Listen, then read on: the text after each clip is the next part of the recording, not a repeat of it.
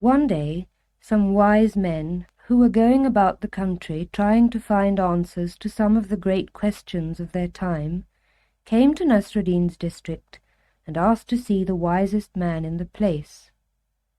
Nasruddin was brought forward, and a big crowd gathered to listen.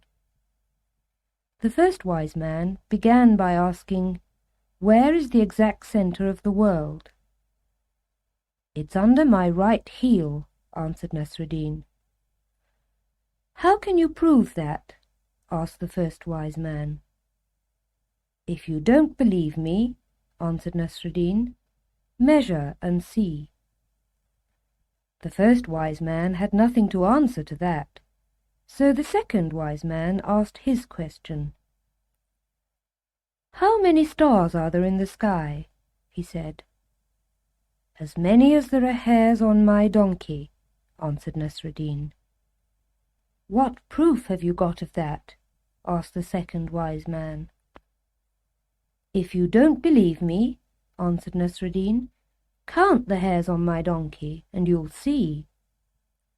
"That's foolish talk," said the other. "How can one count the hairs on a donkey?" "Well," answered Nasruddin, "how can one count the stars in the sky? If one is foolish talk, so is the other." The second wise man was silent. The third wise man was becoming annoyed with Nasruddin and his answers, so he said, "You seem to know a lot about your donkey, so can you tell me how many hairs there are in its tail?" "Yes," answered Nasruddin, "there are exactly as many hairs in its tail as there are in your beard." "How can you prove that?" said the other. "I can prove it very easily," answered Nasruddin. "You can pull one hair out of my donkey's tail for every one I pull out of your beard. If the hairs on my donkey's tail don't come to an end at exactly the same time as the hairs in your beard, I'll admit that I was wrong."